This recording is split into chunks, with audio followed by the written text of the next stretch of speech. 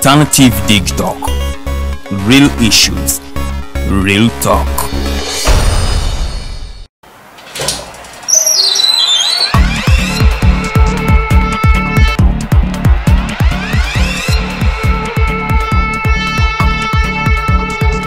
You have got to get up pretty early to go do something.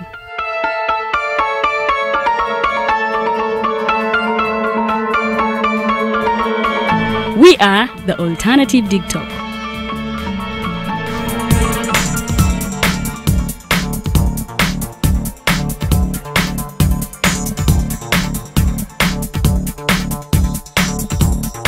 With our mobile studios, we are redefining TV presentation just as technology is setting the pace.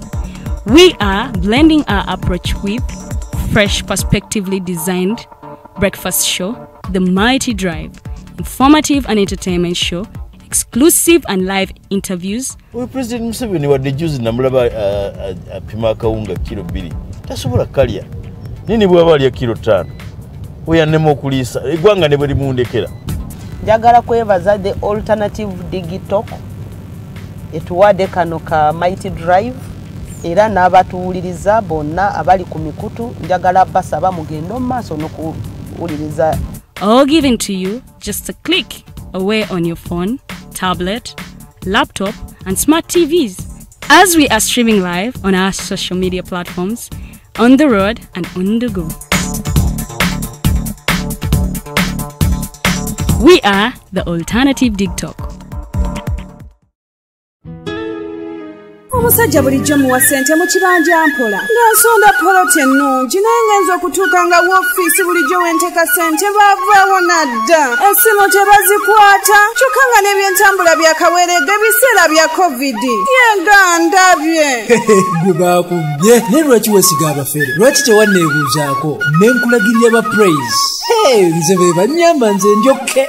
Praise Property Consultants Uganda Limited bagula n'okutunda ettaka kosana amayumba bapunta ettaka ne bakwanguyiza okufuna ekyapa bazimba amayumba kosana okuba plan ne architectural design balina plot enteeketeeke wonna w'ogyetaaze ate ku byapa ebya private mile land n'ebibanja ku ttaka lya Kabaka era bakkiriza ekibanja mpola basange Wandegeya mu katale ka KCCA Southern Wing leve eyokusatu lumu 128 oba ku ssimu 0706 147 0 mukaaga ne 0783 821 918.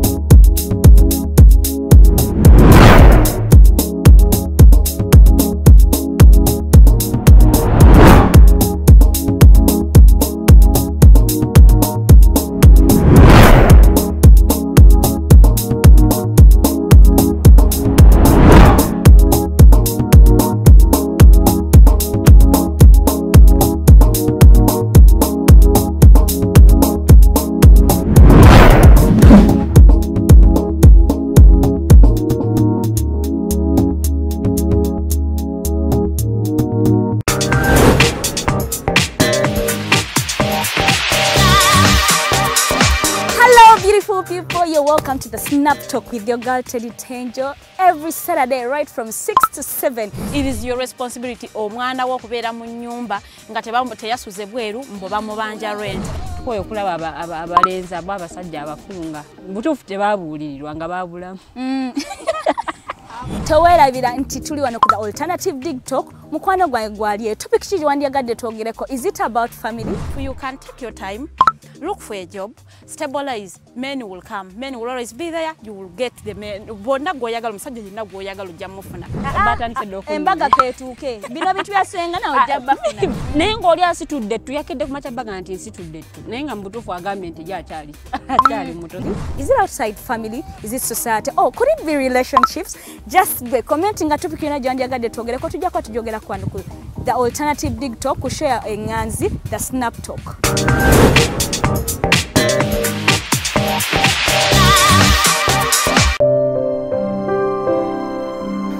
Hey Ugandans, I'm Lieutenant Colonel Dewa Kiki, the Deputy Defense Spokesperson and actually the Deputy Spokesperson for the Uganda People's Defense Forces.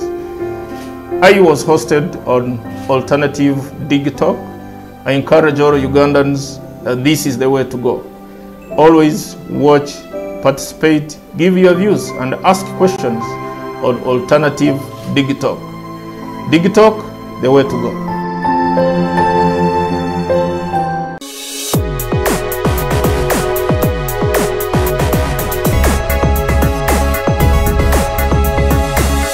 The Alternative Digitalk. Real issues, real talk.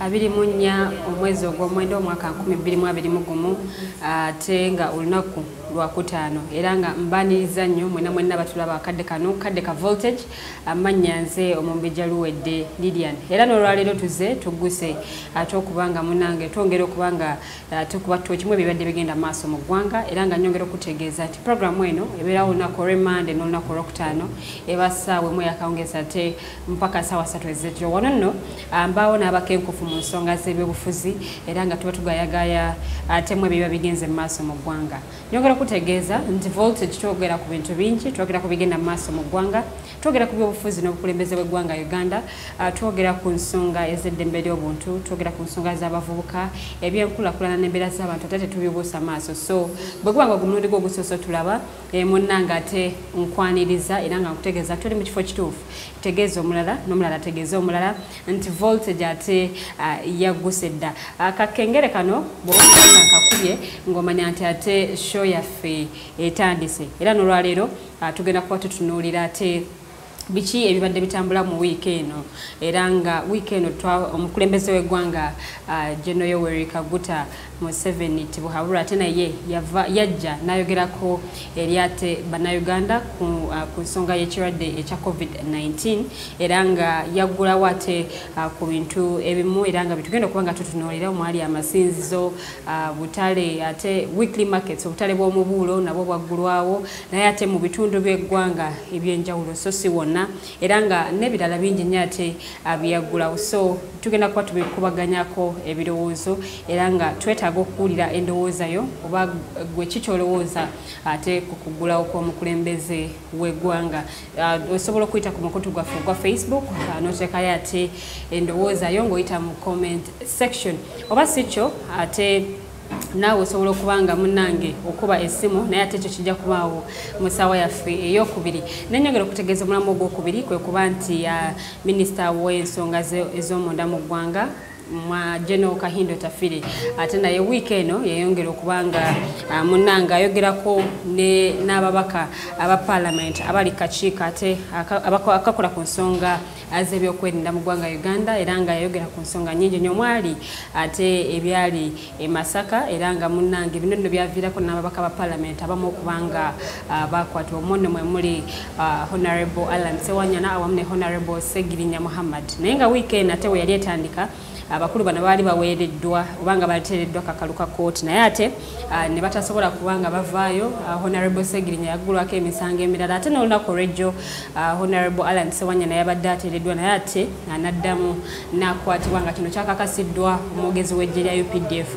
Brigadier Flavia Byekwaso byonna tubirina olwaleero so byetugenda okubanga ate tukubaganyako ebirowoozo naye nga nkutegeeza nti Praise Property Consultants Uganda bakugamba gwe oyagala okubanga ogula ettaka oyagala kuzimba nju ya kirooto kyo oyagala ate kukola ku nsonga za kyapa n'ebirala ebisinga ku ebyo osobola okuba nga obatuukirira ofiisi zaabwe ziri Wandege ya Katale room number 128 oba si kyo ate osobola okuba nga oyita ku namba zaabwe ez'essimu Airtel eri 0706 147 006 MTN eri 0783 821918 ate nawe babeere nga bakolako kubanga balina ettaka mu bitundu by'eggwanga ebyenjawulo plots futa 5 ku buli 100 omwono mulimu Nansa n'Amatuga Bujuuko n'ebitundu by'eggwanga ebirala ate ebyenjawulo. Nekutegeeza nti Nita's Jewelry bw'obanga onnetegereza bulungi mu bulago bwange omukyala yakoze ku necklace yange ye Anita era ng'onakola ebyokwewunda eby'abakyala necklaces, earrings, oyagala bukomo bwa ku mukono bwonna ate abukolako. Osobola okuba nga omufuna ku mutimbagano egy'enjawulo Nita's Jewelry oba omukubire ku nnamba y'essimu eri 0751963993 ekosobola okubeera nga ate omufunira naye wano wentudde negatiddwako dda omu ku bagenyi baffe era ng'agenda kubanga yeyanjulira abatulaba ababuuzeeko ate tulyoke tutandike programu yaffe mu bujjuvu. Tusanyuse okulaba ssebo. Kale mumbeja. Mbuuza ku batulaba. Mukwere nange ndimulabira. Okay. Nze Prince Robert Otebe nga ndi wa kibiina kya NRM kada n'abeesimbyewo ku bwakansala. Mutundu by'Makindye muno mu Buli Parish. Abatulaba amulamusiza akanate era neneebaza liya ne management ya TV yaffe eno kulaba nti ekyaziza ate omulundi omulala kulaba nga tulina ettaffaali ebiteekako kugenda mu maaso mu ggwanga. Okay. Tusenge embagaliza shirungi. Okay, tusanyusa okulaba mwami Otebe. Yobadde obulidde. Mwali kola tukola. Mukola eno embeera eno ya COVID-19 tutambuza wano wali okola kimu kola mirundi ebiri okubisaamu okubisaamu weesatu bwosobodde wakati luwedde tuli ku transition bantu bakyuka oli wa yali musomesa kati yakyusa nagyakola ebirala nti kati abamu bazze bali ku chipusi amu bali ku ki naye olw'embeera ekola ki eriwo ya COVID-19 ekyemanyi embeera wenaabeze mu nteeko osakulemanja kuddayo bweyakola ki awo yasookera ddala mu professional aid era nkwiza abannayuganda mwenna temweraliikirira omukulembeze gona yavayo nayogera natuwa hope siza ku bigambo byayogera byayituwa hope byali bituzaamu tutwala maaso. Okay, tusanyukidde ddala te okulaba mwami Otebe. Ebyensoma bigenda bitya kubanga engeri gy'oli nti oli musomesa? Nasoma ekirungi nti abali ze tuba primary head teacher naye ate naffe batuzizaamu essuubi omukulembeze w'eggwanga tusiza kusipiki yawa n'agamba nti tuddamu omwaka ogujja mu January. Naye ate bannaffe abali post secondary n'aba universities n'entendera emirala n'amatendekero ag'ebyemikono omwezi ogw'ekumi ogwa Museenene. So ndoza essuubi ly'amaanyi abazadde balina okwetegeka balabika banoonya kujamba ekizaayo abaagala ku masomero. Kati oludda ku secondary primary ate ffe ndowooza bagamba kisalidde mundamu okirandisa kyagala nti president ebbanga lyatuwadde ekitegeeza abazadde balina okwetegeka bakunganyikane ku school fees ate baleme okutubaganyizibwa ate nga baana bakoze ki nga bazzeemu okusoma. So ndoza balibadde babuuza abatuule tuddayo ddi nange badde edimasa tuddayo ddi wiki ejja kozi tulireko omukulembeze kyagenda okukola ki ate ne president mwennyini asobola kuvayo bunayogera wabula waliwo task force gyakola nayo ekolagana amagezi y'abasawo ki negamba tukole kino na kino. So phasing y'okugulawo ejja kugenda mu maaso tetusuubira nti okugulawo omulundi gumu ebu omanye okugulawo omulundi gumu n'okugulawo ate okugenda okugulawo ku mitendera. Tosobola kugulawo omulundi gumu ndi bannaffe ab'amasinzizo baawukana banekatate ffe biki tebatugudde nebwena ku nkaaga naye mwe tuzaweddeko kati omukulembeze yabule nagamba bannaaye tusiza kuweeva eriwo lisiti abannayuganda beekumi bagoberedde ebiragiro bya COVID-19 kati kyakinziguddewo newankubadde nti abantu si bonna n'abembaga okuziika enamba egeze ekola ki awo wennyini ku nsonga eyo mwami Otebe wetwagalira gwe mulama gwe tuliko era nga tuli mu kuba tooki mu kwogerako omukulembeze w'eggwanga okwogera kwe kuno bingi nnyo ebyateebwa bannayuganda bangi bali basuubira okuba nti oba oliawo ne kafyu ayinza okuba nga ayongezebwayoko okuva ku ssaawa emu oba oliawo okutuuka ku ssaawa 3 nga bwekyali ku nsonga eyo yennyini wetwagalira ate okuwulira endowooza y'oggwe kugulawo ebintu ebimu omukulembeze w'eggwanga byagulawo. Abantu abangi bayogera ku kigambo kafyu waliwo munene gwe najogerako naye nangamba nti ate Kenya batandika ssaawa 4 ez'ekiro kafyu watandika ssaawa 4 okuddabula ate ffe tuli ku ssaawa emu. Naye ngamba ekisookera ddala ekiremesaawo kafyu kwe kuba nti amabaala gakyali ku muggalo. Lilian n'abatulaba ojja kukizula nti mulimu amabaala agali mu cooperating illegal oba mumenyi w'amateeka okiwulira so lwali singa ojjawo kafyu ate oleka nga amabaala magale obanga guddewo maki ebirabo by'omwenge nti oba bawadde ebbeetu olaba e Kenya balina etteeka lyabwe ery'omwenge liri very gundi liri very strict omanyi e Kenya n'oba okyaziza neyibawo geze ng'ava e Uganda ng'anywamu olina ogenda ewa kiyama n'omukulembeze w'ekyalo n'omugamba nti munekyaziza anywamu akubuuza agenda kumalawo bbanga ki naye nti kati omukulembeze bwe yali ayogera kubanywa omwenge nti kati bagunywera eka so seeri gye babadde banywera era kati ogunywera ewakaawo kitegeeza nti ensaasaanya y'akawuka ebeera within abali mu maka naye ate kati ku makafaananyi ng'omutamiivu omuntu atamidde ali mu bbaala mu kuyingira muno musobola okufollowinga soaps naye ate nga avuddeko ennyonyi ennaku zino atamidde kyekiddako awolowooza ebadde social distance ejja kufuuka ki zero distance okiwulira ejjafuuka no distance omutamiivu kwosa ki nali nvaawo ekibuye ntambula nange kafi yakwata naye nga nyangwa speed nesanga omusajja nga akuta akaveera k'ennyaanya naye ng'ezimu ziri mukulika ziggwa naye mugamba mukama nga ennyaanya zikola ki yali anviiridde nga yatamidde kati nenkuba kafe kasingo n'abeera mu bbaala tagwira banne ekyo tekitegeeza nti abamu bagunya misana ne batagunya kiro ate kati n'omukulembeze kyeyatuga yabagamba nti munywere waka natabawa budde butuufu bwakunywerawa bwakunyweramu waka kitegeeza omu agenda kunywera emisana ate agende mu katale ekibuye abeko n'ebyagula kati amabbaala kafyu ekiremesa kafyu byebirabo by'omwenge nti bye bikyasibye naye omukulembeze w'eggwanga yagamba basooka ne bagemako abantu nga obukadde 8 bunaku butaano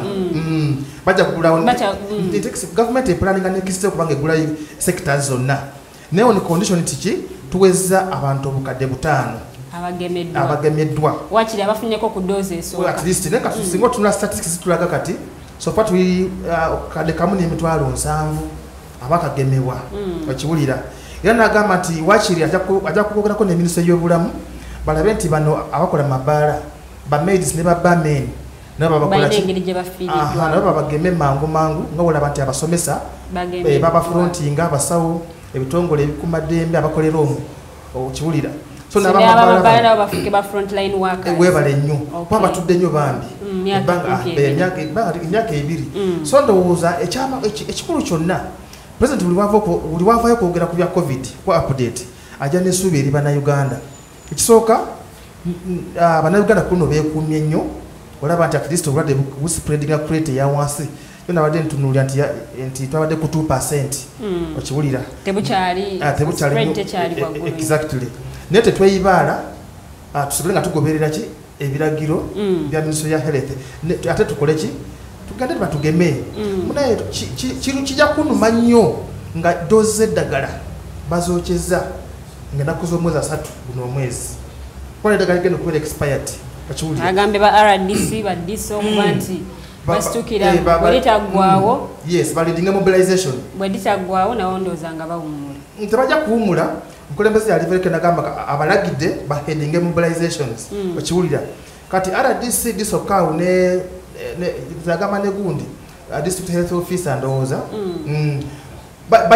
balina abantu bebatwala bwetunuulira wetudda mu gundi mukaawo ba civil servants bonna yabakulira RDC political side nti bachairman b'ebyalo bonna bagwa mu FCRCC babayite baddemu kukolaki babagambe musensitizinga abantu naawe kayini luwedde media houses bwe bannamawulire ekiri ne bannadini bakoze eki babatadde kati okiwulira abantu babawuliriramu nnyo by the way ngeza okunoonyereza nesanga nti bannadini ate babawuliriramu nnyo okusinga n'abakulembeze abalala okimanyi luwedde osimanyi oli wa ddiini ki oli mukyala mulokole simanyi gy'osabira naye oluusi nagendako wa pastor Serwadda ne siri mulokole nagenda kungagulawo TV ye naye ng'olaba okyagamba kye tukola kati musobola okutuula nga mutuula muyimirire mugamba amiina kitegeeza banagamba nti mugende babageme buli omu ajja kukola ki ajja kusitukiramu era nsaba ne ministry ya health at least ne mu churches ennene bateeke gundi bwe bagemera abantu naye nga tetunatuuka ku nsonga y'amasinzizo kuba naye tugenda kuba tugyogerako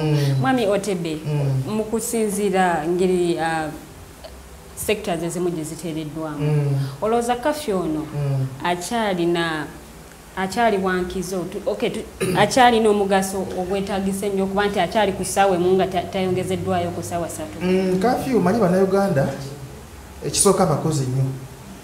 Tulina bannayuganda bakola emisana n'abannayuganda bakola ekiro. Kati ogata ku bannayuganda ate abalala abakyakaze.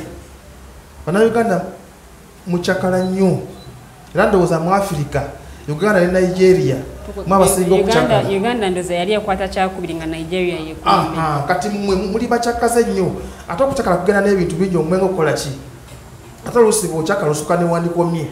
Kati wala singa kafyu bamuteeka waggulu ku ssaawa ezo, ojja kwesanga nti mu butuufu tujja kuba tukoze eki tulinye gye gava oba ne tuuza ne twanika mu ttaka okiwulira.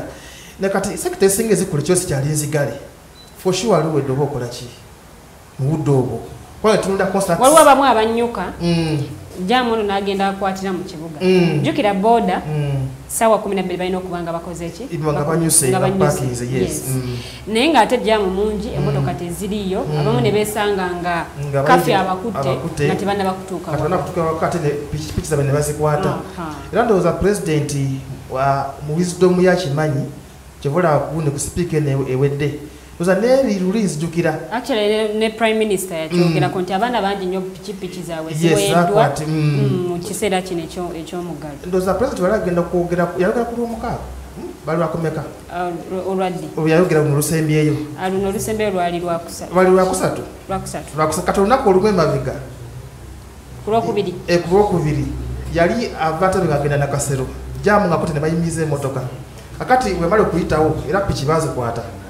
Kati bana ebakopune ngamba ate oda mwa batusibinga president akola ki agenda kuyitawo kubanga era basiba okumala eddaki n'ekyo mukisongolungi president abana akola ki n'agamba bazite okiwulira era ne prime minister yabudde n'agamba n'emmotoka wa president yali yagende ku pikipiki zokka naye right honorable Nabanja yabudde n'agamba n'emmotoka bakole ki bazite n'ate njagala kuvumirira agundi abasirikale ate abajjako abantu baffe ssente mulekerawo okuvumaganya gavumenti era kyembadde ngenda okugamba nti olowooza bana abasirikale tebagenda kugufuulanga mugano kweyolera ku nsimbi mu kiseera kino kikyamu nnyo era nkiddingana wano omusirikale yina bakusaba ssente tuukira omukulembezeewo owa bodaboda oba omukulembezeewo w'oku kyalo omugambe nti oba osi ono asaba ssente okiwulira anama abakulembeze abaana baba batuuseeko musitukiremu manga mukole ki mugendeeyo temukuba ssimu kubanga katembera gye tulimiwe akwetaasa teri ayagala ekyo kibeerewo so tugobere directive ya president wabalagidde omwana ng'ayina amanyi babayita baana era beeyita baana nga bababodaboda bw'aba ng'ayina ekyogera ku gundi ku kidduka kye kimuwe okujjako ng'oyo atalina takwa kimwogerako esobola okusigalawo ate polisi gundi enoonyereza engeri abantu gye bakwatibwamu past curfew time byeraliikiriza oluusi yenyamiza nti abamu bayinza omukwata naye nga basoose namukubamugu ekyo president yabaye nakivumirira bwe yali emabegakaawo yajja okugera ku nsonga za security era naffe tukivumirira naye at least kyakenderamuko naye ate munnaye nasobeddwa olwaliro singa oyita awantu mu senta zeriwedde sitati nga gwe nti osula mu kyalo n'omuza ku birowoozo nalemera mu kibuga naye zigula agundi akaji kange n'ofuluma ebweru osanga abantu bakyatunda ku makubo amaduuka magale okuva omukulembeze bavayo nayo ganagamba mulekerawo okukola ki okukuba abantu kati nabo abantu bagufuula mugano gwa nswa nti pulezidenti yatutaasa nti tebakyalina yagamba tebakuba bantu kakati abasirikale baitagamba muyingire olumala okubula ate nga badda mu makubo nga bakola ki nga bateekawo agala edduuka nadda ku kkubo kasala bamusirikale ngajja wa chips azikweka manju nowa chapati bwa nowedduka nazzaawo abasirikale kasala bayitawo bwe bati nga ate baddamu ne bakola ki ne baggulawo okiwulira naye ffenna tukole ki obulwadde buno bubi okiwulira pulezidenti bagambye nti abasirikale we baba akumadde bakendeze ku busungu ate mwe temukifuula nti pulezidenti abagudde kino kitaasa ggwe ne famire yo okiwulira so kati waliwo n'abakumadde bamu bakwata abana babajjako ssente waliwo abamu abayitaayitamu ne bagaa nti ntemeraayo osigale ngaokola ekyo nakyo kikyamu era nze ngamba abatuuze bano ngamba awakusaba sente mugambe ntwala onsibe nze ekyokubira esimu ngambe nzije nkugjeyo kuba kati okumuwa ssente kitegeeza nti nekyo ajja kusonda ssente agambe nebankola ajja kuwayo ssente okiwulira so akutwale mu kasitode ogambe nti nabadde nva wano wakiri bakutenkeera naye nga tomuwadde ssente mwaba baginya omanye nguzi abantu babiri nzagikuwa nawe akola ki ginsabye so wetubanga twagala covid agwewo buli omu akole gundi alimu olubimbi lwe abakomadde mukwata abantu tembajjako ssente bajja kukola ssente bagambe kasaba kukwata owayo kitu kidogo ng'oyitawo okiwulira kyekimu namabaala agenda maaso n'okukola namabaala agakola irigale nabakikola mu bukyamu kitegeeza nti mulimu abamu ebakola ki ebanyigira ku liiso abamu ne bakola ki embeera abamu ne babakwata mulimu abaana n'ebyana so ebyo byonna byonna abasirikale bano betuyita bakawukuumi abali mu poliisi ebabikola nesusi bonna mulimu ekibuga kyosanga ekiro kutandika n'essaawa 2 nga kyonna kikakka buli omu yeebase buli omu ali mu nene omusanga katonakala oli ebbaala waggule n'ab'ebyokulya bakyakulya nga bakyakulya ddala nga batambula kutambula oli ayinza okuba alina excuse zigambe nali nva awantu tukaawo nga nange nziruka nesanga omutabi naye nga nange nkola ki tusanga omuntu nga adduka mutufu abamanyi nti mutufu kafi ankutte tegeeza olaba nti adduka akola ki adda waka okay tukyagenda maaso ne voltage ye program gy'oli mu kulaba amanya nze omumbejja liwedde Lilian omwami nno ate gwe mulaba ali okwogerako nammwe ye mwami Otebe Robert program eno ndooza yawambibwa abakulu nga amanya gaabwe be ba Robert because n'omwami agenda otwegattako nabakubanga atwengako omwami Mayanja ate naye ye Robert agenda kuba twegattako mu dakiika ntono nnyo okuva kati naye nga tukyagenda ddala mu maaso tuli kuba torch mu kwogerako omukulembeze w'eggwanga ate okwaliwo wiikendi ku lunaku olwokusatu era nga bantu bangi nnyo baali bamulindiridde okujja okubaako ate byayongera okubanga attanya naye nga ate mu kwogera kwe yaggulawo amasinzizo era nga ku mulundi guno ate yategeeza nti abantu 2 be bakkirizibwa okuba nti ate bagenda mu bifo bino ate ebyokusinzizaamu naggulawo ate n'ebintu ebirala omunno mwali obutale weekly markets oba obutale abangi babayita obutale bw'omubuulo era nga nabo SOPs zina okubanga zigobererwa amabaala yagaleka amagale ensonga neeno okusigala amabaala gano okusigala nga magale kwe kuba nti at least enamba y'abantu abalina okuba nga bagemeddwa enamba eri obukadde 4 n'okusoba mu bukadde 4 wakati w'obukadde 4 n'obukadde 5 balina okuba nga ate bamaze okuba nga bagemebwa okusobola okusobozesa amabaala gano okuba nti gaggulawo abayimbi nno bangi baali bemulugunya munnange baali bemulugunya okuba nti omukulembeze w'eggwanga ne ku mulundi guno teyasobola kuba nga ate baggulawo naye ate ensonga eyo yennyini gye tutakyagenda maaso n'okuba nti tukubaganyako ebirowoozo teeka mu comment section era nga ku page yaffe ya The Alternative Uganda comment yate ejja kuba nga eddibwamu bulungi tukyagenda maaso kansooke nzireko ewa mwami Otebe amakanisa gaggulwawo kwegamba n'emikolo bana nti mbadde nyina omukolo gwange nabo ne baggulwawo kuziika ne baggulwawo ku mulundi guli omukulembeze w'eggwanga bwe yali yakaggulawo amakanisa gano enamba gye yasooka okukkiriza mu kkanisa baali abantu 7 ku mulundi guno abantu 2 tekyongera kusaasaanya tekigenda kwongera kusaasaanya ku bulwadde because enamba ku mulundi guno ate kubisizaamu emirundi egiwerako kituufu nnyo abantu 1200 ku masinzizo naye tujjukira nti Lilian nga twakava mu weevu eyasooka lockdown yasooka nti enamba yagenda paka mu 2 yava ku 7 negenda ku 2 esookedde mu 2 yes and ekiraga nti waliwo progress eri positive naddala mu kusaasaanya kawuka kano yes ojja kusanga nti mulimu amasinzizo agatabuza n'abantu 2 asinga otunuulira bannaffe ab'enzikiriza ya Muhammad abasiraamu nti emizikiti egisinga wotunuulira space abantu kinene nnyo babanga mu bantu 100 ng'ogyeko gundi eminene kati nga Old Kampala Kibulibwa kati ojja ne mu makanisa nago mulimu agakwatuza abantu 150 wegatyo kati mulimu agatuza n'ebitaano n'olukaaga okusinga president yali atagetinzaago agali mu capacity nene era ndowooza bamaze sinonyerezaako at least abantu bategedde manyi omuganda gamba sekauka kali kakulumyeko okalabako kola ki okadduka naye kati kyemanyi n'abakulembeze b'amadiini bano bajja kubeera nnyo very observant okulaba nti ki bagoberera kuba terayagala kuddayo ku mugalo yadde nti oli wa kyaki oba toli waki toli wa kyaki nti endiga nti ebadde esuwa okulaba omusumba we nti badde basuba okuŋŋaanirako weebale nnyo ate ne kyaki zino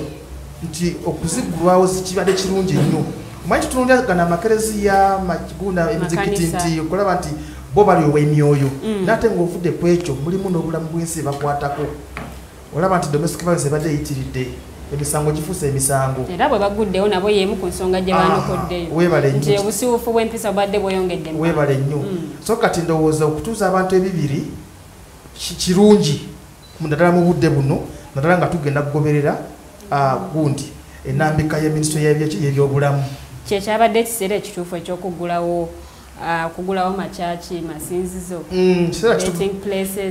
ekiseera kituufu lwakuba nti simanyi oba saagoberedde buli pulezidenti kyayogedde ku baana luli yagamba nti abaana emyaka 12 okudda wansi tebagenda mu masinzizo era nekuluno era abaana balekeddwa nekuno bwe kiri so kekadde akatuufu ndowooza kuba bano abantu bakulu ate kiwa nti abamu bagemeddwa ate basobola okukitegera okugobera sopusi bulungi so ndowooza ekiseera kyekino ng'ogyeko nti covid anembeera gyenkunyonyoddemu abantu bafuuse engo tutunulira amakanisa agatuuza abantu abasoba mu 2 banaasobola okumonitoringa ennamba eyingira nti tubaze omu 2 3 4 5 paka ku 2 ekisoboka kubanga buli babazaayo ku mugalo ate nabo tebayisiba bulungi ojjukira lwe nti amasomero gaggala mulimu amasomero agasiriikirira abaana abalwadde bo nga bali after sente okiwulira era ndoza tukwazirako omukulembeze ogamba okukola kyokujja negamba amasomero ngaggadde okiwulira nendoza n'amasinzi agamu basuzanga abantu mu masinzizo ago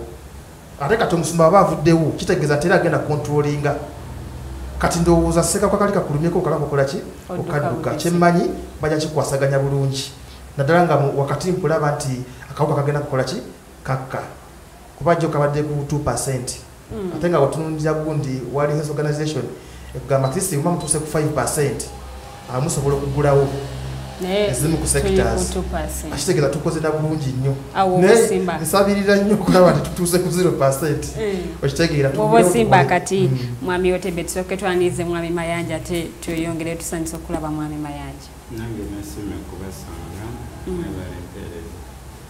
mwebale kusiima ssebo kulikayo gy'obadde obulidde tetwasobola kuba ffenna ku lunaku olw'emmande naye twebaza Mukama nti olwaleero tuli ffenna mande waliwo ebyankwatakwata wabeera mu economy eri private sector driven waliwo byotasobola predictinga naye ndi wano kati okay sooka obuuze kuba tulaba ate tubuulire ki wiiki yetambudde okuva lwe twasembayo okusinkana laba tugoberera ku voltage mbalamusiza nnyo bebaza emirimu abagirina abagikola nensasira abafunye okusomozebwa kwa buli ngeri nensanyukira wamu n'abafunye betuukiddwako Kyambogo University yabadde ne graduation abaddewo abaana bangi abagraduatinze lwaki banokodde sitera nnyo nze kusudiyo ebyo bya graduation zaabwe naye okusoma ngeri gye gwaketinga complicated myaka gino 2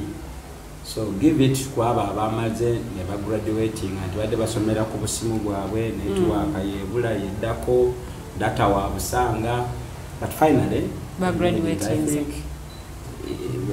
eyo naye twafunye a special bunch of Ugandans abayise mu ttanuulu waliwo abaali bekalakasa nti tebateekebwa ku nkalala z'abaana baali balina definitely ebyo birina okubaamu era bibeeramu nga tetulina kyakwekwasa university zaffe zirina amawulire gazo agoltent sex for marks ebyo bibaayo with graduation ebyo birina obaayo but what caught my attention be bawala abafulumidde ku Popular Daily Monitor immediately after their graduation that was a demonstration a non-violent act because batulaze nti basomye babitinga narrative eri mu education is key to success bwe bamaze okugraduatinga ne bajja ebweru ne babuulira enje ne balaba geyeena kwe kukoowola Katonda nti Katonda we tulaga wano bw'otabibeera mutuwedde I don't know whether leaders paid attention to that. Chandibadde, it is any other news in Gabana Valleys because there's another graduate yatambula Kampala ono ng'atunda emirondo ne graduation gown atunda emirondo emwanyi mu gown mu suit ng'ayambadde bulungi ate ng'ali strategic Parliamentary Avenue Lumumba Avenue nga je jatembeeza. So I don't know whether leaders are paying attention because bino biringa one off naye kiddayo ku kyetwayogera mu 2014. I want to commend the government nti wakiriko kati ekigambo job creation solutions towards unemployment kati buli government official avayo akyogerako owuliriza minister wa ICT agamba employment opportunities mu ICT owuliriza wa KCC, you know. So they have waked up to a realization that joblessness in Uganda is a very serious problem, especially amongst young people. Then they are suggesting solutions. It's not seen too full, but I am a little bit happier. They are alive to the problem and they are trying to get some solutions. So I want to commend those young girls. That is the way to go. Non-violent, but you stand tall and express yourself.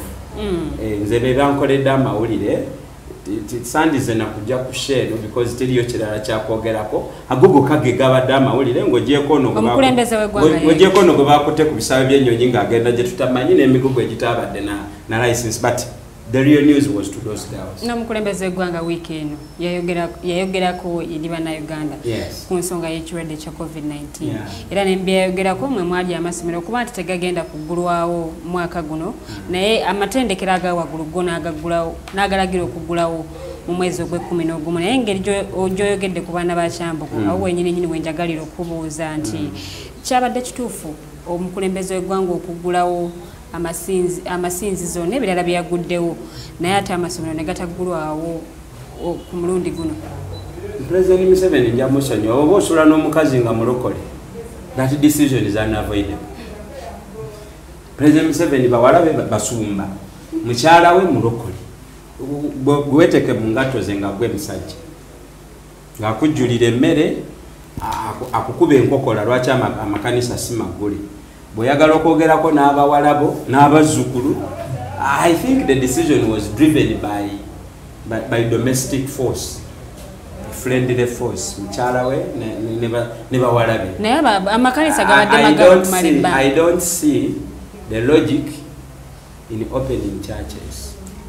I don't see any logic at all. Kuno yaguddewo n'agamba abantu bibiri ne bakuŋŋaana. No, me, I don't subscribe to whatever argument was fronted for opening churches because I don't think it is essential to go to church.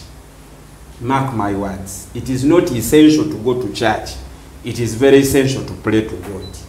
You can pray to God ne woba oli mu taxi, ne woba oli bali wa kkubo, ne woba oli ki? No, saba. Two, I have problems with the word church as it is applied, especially Kampala. You see, tuli mu ggwanga eriri mu lugendo, tulina bye twetaaga Uganda eyagala okufaanana ka America. Uganda eneefaanana America abantu be balina ogikolerera. People must work, people must create, people must be. Naye churches zino nazo zirina engeri gye zeebasizaamu abantu. Musanze Muganda ng'akyogera wano. Abibiseeko nze ngenda kukyogera mazima. Church ya Mwami Kayanja e Lubaga misana na kiro beera n'abantu abataka wansi wa 13. Kyekimu ne wa Mwami Bujingo Enani before. So give them a room to operate, that population will be there. Okiwulira? It's the same story. Bogende wa Mwami Serwada tebaba banja ate bo sirina evidence nti basulawo unless nga babadde ne special players. Naye wali olaba omuntu nga bw'omutundu omanyi omuntu amaze ewikisi bbiri nga tagenda akusobola omulaba ng'asula ku kyaki balina rutiini yaabwe. Now I wondered bano abantu bwe baba nga gye baava balina ettaka, how do they protect their land nga bali mu kyaki day and night? Mwami Mayanja ngakuwa information tuleme kutunulya guna masinzizo guli omulimu gwe balina okukola ogw'okulyowa emyoyo naye tuddekoko mu nsi nti domestic violence zibadde zeeyongedde maka gaffe obusibufu bw'empisa mu bantu entalo zeyongedde mu maka abakyala abanno babami badduka so ebiseera ebisinga wali ebyoto ebibateeka ku kyaki ebyoto ebyo bayita bano abafumbo abasobaganye omusumba n'akola ki n'abalungamya kyova olaba nti kakati saagala otunuulya ekiri kyokka ekyokulya obw'emyoyo kyova olaba ogambe nti okusaba kwetaagisa n'okugenda ku kyaki sikwaki webale nnyo tutunene ku byensi naye nze sijagenda eguliwaddembo sigala ye nsijagendayo lwansonga nze guno omuto ogwange sigulowooza ti omuntu asowaganye ne mukyala we asanagenda wa musumba musumba kyalina qualification for counseling bo tebalina bizibu maka gaabo nze guno ogwange guno ebyo sigendayo tutunulire ebintu birala okiwulira naye okkiriza nti waliwo I don't treat symptoms I go to the root cause what is the cause of domestic violence mu nnaku zino it is poverty abagaga tebalwana nadamu wakunyiza ng'omuteeka mu bensi naye kati temulina kyandisana nandiroodi abagoba baana balwadde ne maama mukyalo amayembe gamulinya what do you expect mukulu mayanja kyogamba tolabako mu maka nga gabaavu naye nga bateredde entende nga bali mufumbo bwabwe batya abantu abasuze enjala baterera entende nedda no just put yourself into that space wasuze enjala ne mukyalawo temumanyi kyemugenda kulya ku breakfast you don't even dream about lunch can you be peaceful abagobezi ba Kristo bamanyi bulungi nti Yesu yagamba tosobola kubeerawo sebo omugoberezi wa Kristo wakamala ennaku mmeka nga tolya mmere olina mwoyo mutukuvu yekka ati embeera eyo wetuuseewo eyo tuveeyo muganda wange nze kyembadde ngamba tukiriza tukyaki enzino okusinziira ku president nze nabagamba wemango ya president Museveni tunulira nnyo nga jeko byayogera in fact byayogera bipeyingako attention nti nze ntunulira mubiri gwe nemanya byonna byagenda otugamba tu bw'otunulira omubiri gwe gukuyambako okumanya byatayogedde naye nga tebyabadde ayagala obagamba when you looked at president Museveni nga tuuse ku segment ya church you could easily see no decision tiyabadde ye sina ya cabinet era tebayiye waliyo ebintu nze Museveni bwayogera nemanya nti kino kiki I give you an example Museveni bwe yagenda alina function gyaliko ndowooza kwaliko kuba kusabira Katumba that was Museveni agamba these idiots these pigs teriyinza muwandiikira statement n'ateekamu ebyo now that was Museveni era ng'olaba first you know yakizeemu Joe nagamba I really scorn at people who think they are going to defeat NRM using crime we defeated insurgency nazimenya zonna now that was Museveni speaking nayogera ADF yabadde tali ku script bamanye kakubuuza ekino president byayogera nga tebamuwandikidde ebyo ebisinga obulungi ebigasa eggwanga oba bamuwandikidde nga he has been in power for 35 years tebalina kumuwandikira Museveni has been in politics all his life tebalina kumuwandikira naye onyana obunya kikyakimana empapula tebalina kumuwandikira he has been part of president si mukugu byobulamu tubula waliyo ministry y'ebyobulamu n'abateekateeka speech eyo let me go ahead with my presentation because wawadde you nze nabadde ngamba sakala ate owewera mu information ku bannayuganda you don't have gwe toyina test proof ziraga nti byenjogera I am invited on this show to analyze and what I offer is my own opinion it does not reflect any organization sina yaba neyo disclaimer kanji bakolera si yaba naye ateera eno yange nga bwe mbiraba naye ateera oli atulaba wali sijja kukiza kumuwa ekikyamu nga nange kimanyi mutufu manyi kyayogedde ekikyamu olw'okuba opinion ye okiwulira science okubeerako proof tuli batomai utterances ekikulu byogera ebingi bya bulimba nyiza obutabijjukira that's why you have a pen and a book odduka nnyo that's why you have a pen and odduka nnyo mwami mayanja agenda maaso well simanyi oba kati yenkola benaalemu gye mwagunjizaawo you completely neze nadde nkugamba nze sibikkiririzaamu nti president yaguddewo amakanisa whether it was necessary or not necessary let's not debate president yadde ne pressure ya mukyala we ne bawalabe because bawalabe abasingamu obungi mbu I want to put quotes mbu basumba I don't know by what qualifications mukyala we equally naye is a confessed born again and you know is the born again faith it is church day in day out I have not seen the Anglican Church take out pressure yamanyi to open up because they understand. Two, for them, they have outreaches. If it is counseling, you know where to find the Archbishop who. Namusanga ku church. Yes, you know where to find. You know, that office is in Gazo over Zingram.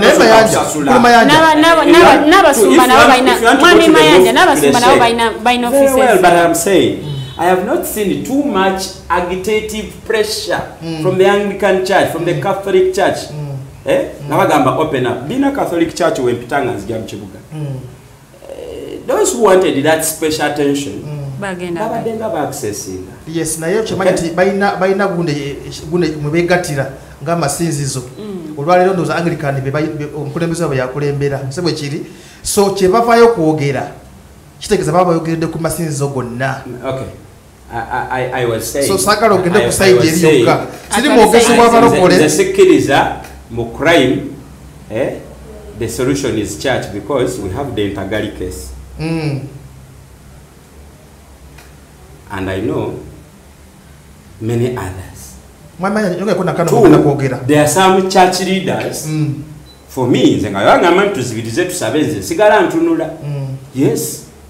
They haven't been exemplary. They have, you see, especially from the Christian fraternity. Christianity calls them to imitate Jesus Christ. Now, if you put Jesus Christ here and put those leaders, you see a complete difference.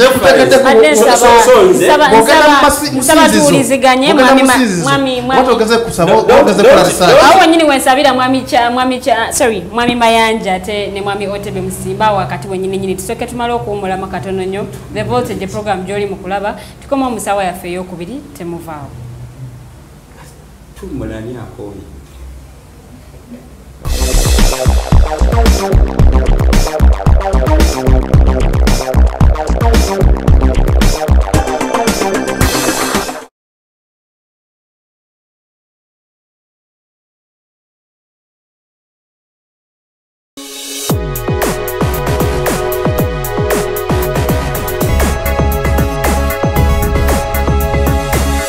The Alternative Dig Talk. Real issues, real talk. Omusajja bulijjo muwa ssente mu kibanja mpola ng'ensonda poloti ennungi naye ngenza okutuuka nga woofiisi bulijjo wenteeka ssente baavaawo nadda essimu tebazikwata kyokka nga n'ebyentambula byakaweerega ebiseera bya kovidi yenga ndabye gwe baakubye naye lwaki weesiga abafere lwaki tewanneebuuzaako ne nkulagirira ba praise nze be bannyamba nze ndyokke Praise Property Consultants Uganda Limited bagula n'okutunda ettaka kosa n'amayumba bapunta ettaka ne bakwanguyiza okufuna ekyapa bazimba amayumba kosa n'okuba plan ne architectural design balina ploti enteeketeeke wonna w'ogyetaaze ate ku byapa ebya private Miloland n'ebibanja ku ttaka lya Kabaka era bakkiriza ekibanja mpola basange Wandegeya mu katale ka KCCA Southern Wing leve y'okusatu lumu 128 oba ku ssimu 0706 0 mukaga ne 0783 821 918.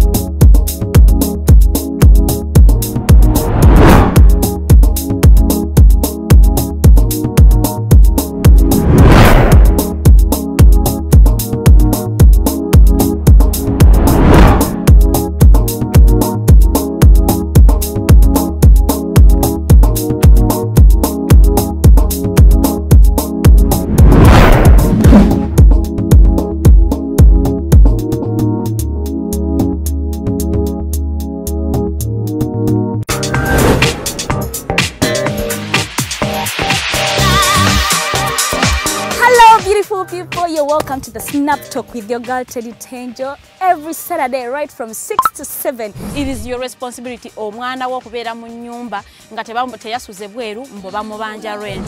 oyo kulaba abalenzi abo abasajja abakunga butuufu tebabuulirirwa nga babulamu.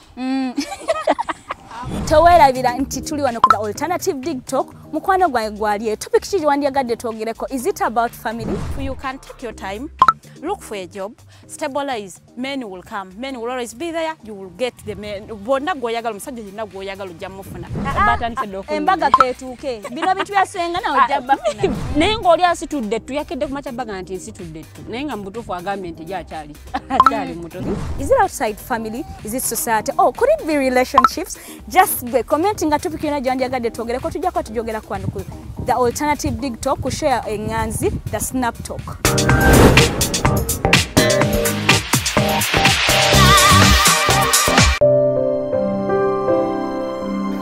Hey Ugandans, I'm Lieutenant Colonel Dewa Kiki, the Deputy Defense Spokesperson and actually the Deputy Spokesperson for the Uganda People's Defense Forces.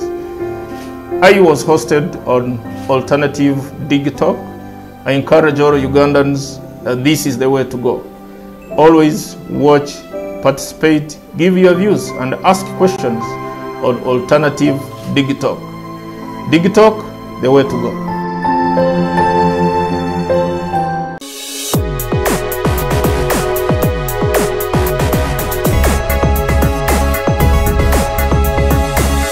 The Alternative Dig Talk. Real issues, real talk.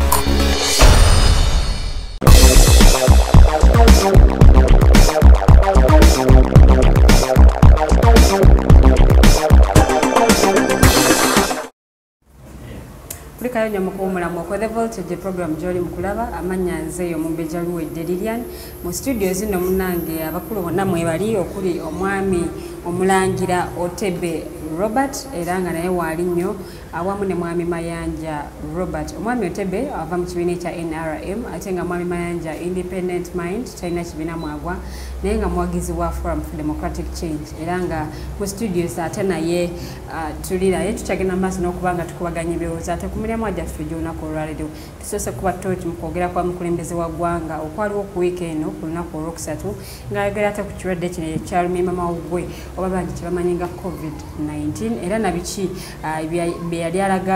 byeyaggulawo ate n'ebirala byeyategeeza nti bikyali bigale wennyininyini we tukyali era nga wetugeredde mu kumula mwami Mayanja abadde akyayanja ensonga ye tugenda kuba nga ate tuddayoko gyali ayongera okuba nga annyonnyola ku nsonga gy'abadde ate ayogerako naye nga Nitas Jewelry akugamba gwe wena ayagala ebyokwewunda oyagala necklaces oyagala earrings munange osobola okuba nga omufuna ku namba ey'essimu 0751 963993 0751 963993 tuli musawa yaffe eyokubiri era nga voltage ye program gyoli mukulaba nogaba amasannyalaze gennyini era nga tubeerawo olunaku olw'emali n'olunaku olwokutaano ebasaawa emu yakawungeza ate paka saawa 3 ez'ekiro twogera ku bintu bingi ebyobufuzi n'obukulembeze bw'eggwanga Uganda ensonga z'abavubuka ensonga ate ez'eddembe ly'obuntu ebigenda maaso mu ggwanga oba ziyite current affairs n'ebirala bingi byetasaanidde kubeera nga ate osubwa tubeera live ku Facebook page yaffe The Alternative Uganda munnange genda ate olikinge page yaffe otufollowing onyige ne alarm button yetu tubeera live osobola okuba nga ofuna notification nti tuli live naawe nobeera kitundutundu ku programu eyo bw'oba totufunye ku Facebook ku YouTube kwe tuli nnyo era nga The Alternative Uganda ate lyerinnya lyetukozesa genda munnange subscribinge ku channel yaffe onyige n'akadaako akamyufu ku Instagram kwe tuli nnyo The Alternative Uganda ate nga ku Twitter tuli The Alternative Uganda gyemikutu ate kosobola okubeera nga ate otufunira era nga naawe osobola okuba nga ofuuka kitundutundu ate ku programs zaffe zetulina era n'endala nnyingi nnyo zetugenda okuba nga ate tusoosotola gwayagala okuba nga olanga naffe munnange ate osobola okuba nga otutuukira ku offices zaffe ziri lukuli Nanganda era okulira n'ekipande kya Electoral Commission osobola okuba nga ate otusanga oba si kyo n'okuba ku namba y'essimu eri 0702 9076 noti 72976 ate gwe wena ayina ebirango ebyenjawulo oba olina mukolo gweyagala tubeere nga ate tucoveringa yenaba ate gyosobola okupanga okubako abakulu ne bakubuulira ate ebikira ku byenkugambye naawe nosobola okuba nga ate abantu bizinesi ogye bakuba maaso kasooke tudde wa Mwami Mayanja ate asooka ayongere okutaanya ku nsonga gye yabadde ayogerako ate tugendere ddala mu maaso nabadde ngamba nti president ekya church sijaga nti yabendinze to pressure kubanga Mwami Museveni tatera nnyo kukolera under pressure bwemuwa pressure afuuka resistant naye yayagadde okupleasinga mukyala we n'abaana be interest teyabadde national in nature. However nzikiriziganya naye 10 ku kinnaakyo ku decision ku masomero. Naliko wano ne mbagamba nti nina pressure group yegamba nti ebirala byonna tubireke focusinge ku kunoonya vaccine tugema abantu because ye sustainable remedy eriwo ku bibuuzo byonna ebireeteddwa COVID, whether economy, whether crime as Eble talked about it okitegedde. So nabadde ndowooza nti President Museveni era wagenda bawa bamuteekako pressure tugulewo amasomero which would be spelling catastrophe.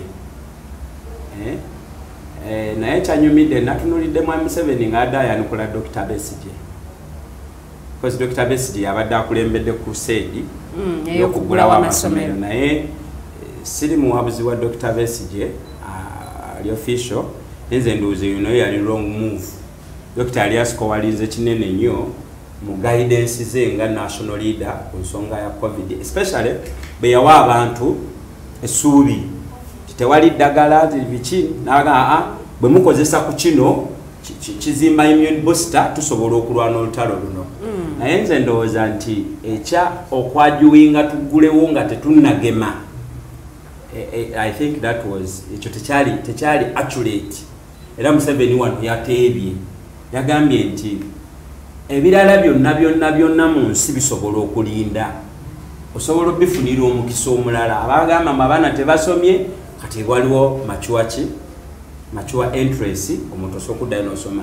Business zikola loss ku balamu, omufu talina business interest zakola ki. Nageraageranya nti America yakafiirwa abantu 7,000. America ina population ndowooza y'abantu miliyoni 3.28. Nanga naye Uganda erimu mu America erimu Uganda 8. Kati nakwata ka population ka Uganda miliyoni 45 zidividing emu yakozeseza figure ki kuba gwosinga omugobere singa population ya America tugiye nsaatingano twandibadde twakaziika abantu 15,000. Nabuuza nti ababangamba okuggulawo amasomero bamanyi devastation creatingibwa emirambo 15,000. Nagamba nze nsazeewo njagala balamu, ngenda kukola na balamu ebya business sujui temuŋŋamba until at least we immunize. Yagambye miliyoni 7.5 which is still a negligible number. Bwe bibanga ebya COVID byali bituufu nze ndowooza out of 48 million people ebya COVID bituufu kugamba bwe nti you see COVID akyaliwo akustadingibwa. Waliyo amawanga agagamba that no, this wasn't a pandemic. There are people bavuddeyo n'amaloozi baga this was not it was not a pandemic. Nowadays nina report gentunuya North Korea ngega ffe tetufunangayo n'omu, amawanga ago ndowooza kati gawezenga 17. Ffe tetubiwuliranga nako tetubirabanga nako. And I want to pause here. Bwebanga ddala ebya COVID bituufu, of course bituufu kuba ndabyeko abamulwala, but I mean seriousness ye nga media bwe mu portrays bweba bituufu. What is happening in Burundi wakyali abantu, because for them tebabiwuliranga, tebagendangako mu lockdown, tebanaabangako mu ngalo ebya face mask babiwulira edo. The same goes for Tanzania. Naye mwami manager tuleko okubalatira. No, kuno si kubalata. I'm not saying kyekituufu, but I also have a right to ask. Bwe baba batuga nti akawuka kano kadde katambula kabeera transmitted muntu ku muntu within a range of 2 meters gwemba maze okuwereba. Gestation period yako ntono nnyo, bwe kakukwata kakola bino na bino. We all agree to this fact. But we pose a question. Kamalirize information njagitwala ku round eddako. But we need to pose a question. So what is happening ku mawanga nga Burundi? Kyenjagala okugamba. Agatagemye, tegakebedde, tega protectinze, bagenda lockdown. Kyenjagala okugamba. Oyogedde ku Uguni ku North Korea, Burundi ne Tanzania. There are many. About 16. Naye agamanga gomenyeka agamu. Gotunulira obukulembeze bwago. Simanyi bakiyita political science. Naye buli mama wanga go nga tegaka kufulumya ebibakwatako. Yadde kirungi yadde kibi. Bakiwulira. Tutunule wane Tanzania. Omukulembeze waabwe omugenzi kati Magufuli yagamba taka kulya COVID. N'abantu bali bafa kisirise. Okusanga ono omukyala we yazi n'agamba banne COVID gyali naye kata yambala masiki. Obo kiwulira. Tuleme kukolatira mu nsonga zino COVID gyali. Agamanga go wadde example. Ngabo mpa information nange kambuze kino nzo okutegeera n'abatugoberera. Njagala osimbukire ku attention amawanga gye gawadde COVID. Most especially wano mu Uganda twagwawo ensisi bwe twalaba video clips eze Italy. You get? Wakiwulidde? Now, assuming nti Tanzania abantu baali bafa to that magnitude naye nga abakulembeze bakisirikidde. What do you think is the current state of Tanzania? Because fenga tuwulidde mangu ffe twasooka okuggalawo amasomero ne tugasiba nga tuwezezza abalwadde ndowooza nga bameka ne tugenda mu total lockdown. Then ne tumala ne tugamba nti twakola bulungi zino measures za ekisinga obunene twakiggalirayo ki bano bo tebaggalangawoko. So by now bwe tubanga ffe abagaddewo tuziisa abantu 13,000 right? Tanzania olowooza yakazika bano anti kati twamanya information yavaayo waliwo ebigambo nti mwami Mayanja bwe nali nsoma waliwo byali bigambibwa nti bannamawulire abamu batuuka n'ekiseera ne bagaanibwa okuddamu okulo olw'ensonga nti baali bareportinga ku byali bigenda mu maaso mu ggwanga mu Tanzania. Okay, fine. Naye waliwo bino tulinayo zi global media houses. They don't seek permission okujja okukola story wo especially ngekwata ku bulamu bwabo. Listen. Jana ku example. Tanzania it's not an island. Nti okugendayo oyina kusomokera ku ki? Tanzania is neighboring Uganda. Ochiwulira? Yes. Nti ne batuba tetweyambisiza BBC, Al Jazeera or CNN. We can get this information. Naffe tulina intelligence organization is operating amunda mu Tanzania. It's not a secret. Ochiwulira? Bwekirina ye kyekugamba kikino. Let me make my point. Amataba gagwe Zimbabwe Zambia wagawulira.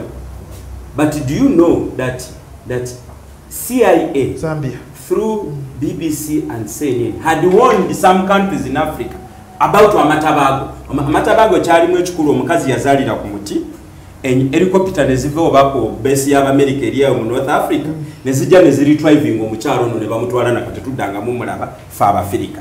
But what I'm saying is these partners balina capacity of infiltrating amunda ona dala ngo ina crisis of that magnitude. By now Al Jazeera yanibadera deserted villages. Mayanja kiribo kiti. International media za reporting anga nti abantu bafe Tanzania. Okiwulira nkanya nawe. Okiwulira nti international media zakola za reporting nti abantu bafe Tanzania. Ne president aganyo kola ki? Tagala kubyogerako. Tekijjawo kiti COVID yali Tanzania. Okiwulira okimanyi mu North Korea omwami yagamba bwafuna nti nalanga talina COVID-19 amubula amasasi. Okiwulira point yange yes North Korea nze ngamba bwenti nti oba tukkiriza oba tugaanye kasitatu katugambe kankozesa division y'emakindi singa twajemera ebiragiro bya World Health Organization ne government ya Uganda twandituuse ekiseera nga tuga nti ennamuwongo mu kasanvu bo baweddeyo ate ab'ennamuwongo mu kasanvu we bafa n'emiruka egirinaanyewo abantu badduka ekibambulira. That is the report I wanted you to point at. Tombulira abantu bafa because people die every day. Every single second someone is dying. But not massive. Those people who are presenting an argument that COVID wasn't a pandemic because the pandemic the conclusion to a pandemic is the number of death and the speed. Ati abantu bali bafanga bwe bali batugamba. Kirizo bagana Tanzania obe reporting oba te reporting. Obonde rwandi badde ngabula. But that is not the topic. Today the topic is President Museveni kufe bye batuteka mu pandemic and what have you. Nzikiriziganya naye ku kyobutagula amasomero. Achiwulira? Neba nasobola okulondola abantu abayingira mu church. Sikiriziganya naye ku church it is a wrong decision. Chiringango gamba nti n'obutale bw'emibuulo buddewo if at all there is scientific evidence nti mu butale nabo mulimu transmission. Naye president kyerabira kiri kimu. Material gwe batunda mu butale obwo bamusuubula Kampala. Specifically Chikuubo, Chiyembe, wawalala. Okay, babi importing Kampala. I mean babi subula Kampala, ne babitwala mu butale bw'emibuulo. Kitegeeza nti trader A eyasuubudde jjo e Kampala. Bwana abeera mu katale nga interactinga n'abasuubuzi abazze omugulako. There is a fat chance of a transmission either from that source or in Kampala. Je tutalina butale bwa mubuulo because fe tuli mu danger zone naye tu interacting ne bebakkiriza okola ki. So I think going that far, President misses a point. He misses a point, a very strong point. It therefore goes back to a conclusion. There is now a smoke screen around this COVID and the pandemic. As a pandemic. Kafi yasigadde kusawe. Well, nze okulaba President Museveni live ekigendererwa kyange nadde njagala kuwulira communication ye curfew. Because bw'otunulira setup yaffe, curfew leads to more problems. One, tubadde tulwana n'olutalo lw'enguzi mu police. Curfew gives Uganda police a very good opportunity. Now for them, okufuna bribe it is legit. Bakozesa presidential orders. Two, police brutality. John abadde mu jam around Lugogo bypass. Nenda abasirikale babiri. Nga bafuga amafuta gaffe bagobowa border atya. Pichi bbiri zigoba border etya. Mabega kwawo nga ku Nandozi twayisinganyiza ne patrol ng'efuutula border bbiri. Omu n'ayita ku Parliamentary Avenue n'abula, omulala n'agenda n'ayambaka ku Petro. Patrol n'esigala ng'ewuumuka. I want to believe nti singa president yabadde curfew at least I'm extending zeko paka sawa 3. Argument gye yawadde nze sikkiriziganya nayo nti bwa expanding a curfew abanga guddewo amabaala. Where is the enforcement? Enforcement etukasa okwambala mask okunaaba mu ngalo, social distancing n'ebirala. That's the same enforcement. By the way, amabaala simanji. Oli abadde agoba border okiwakanya eba enforcement. Okiwulira. Akati wajja ku enforcinga ogamba tibaje enforcinga amabaala. Ate gwajja okuyomba. Okay, fine. What I'm trying to communicate here is what I'm communicating here is you do not create a bigger problem by solving a small problem. Which was a small problem? COVID. The small problem is patrol okugoba border bill. Look at the input mu patrol okufubutula border bill. Wala kala badukira ku bigere nga bagoba border. No. Baba kola mulimo. Singa kafi abadde extended. Tuwabaddewo nsonga lwaki patrol efira ku border. Ne waliwo era na president yayogera ate njagala okukkiriza nti aba border baje enforcinze to around 89% kuvuga passenger atya ne face mask. Okay? So nze ndowooza nti president yandituyambye nnyo because as we are fighting the pandemic naye waliwo ate endwadde endala ezimerusewo nazo ze twetaaga paying attention to, for instance the business community and the loans. Abantu bo bakkiriza some bit of laxity okola because ninanza abakyala benkola nabo batunzi ba mmere. Akiwulira? Yes. Sometimes batunda emmere mu budde naye ba client tetusasula mu cash. So bakozesa akawungezo okubanja. The assumption is nti nawe wokolera oba otunda ngato okozeyo ku sente then you can pay your bills. Kakati batandika okubanja ku saawa 10 naawe obimanyi oba kitegedde so omuntu oyo taba nabudde bwakusujjayo sente ze zonna later on akole ki atambule agende ewaka so babaliza buli nnaku babakwatira mu kafyu so nze ndowooza president yasubiddwa total approval y'abannayuganda bw'ataayogedde ku kya kafyu because trust me kyekizibu ate n'amala n'akola ekira nti bodaboda zonna ezaakwatibwa nzitadde now where is the logic bodaboda zonna zikwatiddwa because of curfew nti zo zikoma yagambye ezikwata for the first time nobanga mulundi gwakubiri evidence weeri obakwata kiduka kyo bawandika mu kitabo kikwatira kuzo mwezi bwekiri nakakwatibwa emirundi 6 ku CPS emirundi 4 ku Jinja Road emirundi 3 ku Kawempe emirundi 2 Old Kampala ngoli ku boda we bankwata banzijako fingerprint bankube ebifaananyi okiwulira tebiri nze balina central bagita bateyo department balina central department ekuŋŋaanya ebintu bino okusobola okukuzuula nti wanawana beach offender okiwulira abandi badde bakola fayiro baga nti ono kakati ye yafuuse muzi wa misango wa lutentezi ate emisango gyange gifaanagana kati zena kavuli bakwata ko dikaze bakwata ku jinja ebiri ne tebikola mwami Mayanja ne mwami Otebe badesa batuliziganye mulamwa gunate tugunzikire wano baddo ina yakataleke no tunakala kumugamba nti ensonga ya curfew mwami Museveni okugirekawo akikola kulwa bulungi bwana bannayuganda bannayuganda bachakaze nnyo era bakola ekiro kati omuwasa wanya era munnayuganda ajja kunyuka saameka saa 8 ate saa 8 ezo boli awo ebikolebwa biba bingi ate ebizo kusasanya obulwadde kusinga kuguno obudde bwakola kiri kutana kugenderera nesa abana Uganda tugume kuba kino ekirwadde tujja kitula ku nfeete tugumire curfew ajja kugwawo nakagenda nako na mabala gakola ebugolo byeno zituruti era nade kyogedde kwa ningamba nekivumirira agongoga abana Uganda babadinga nakivumiridde wano nga twatandika shweno nti mulimu amabala gakola ligale era nenvumira bakumadembe abagawa n'obukuumi kawukumi gwe tulina mu poliisi awo tuba tusimba kati ku mulamu ogwate tudde ku mulamu ogwokubiri guno nate tutunuulira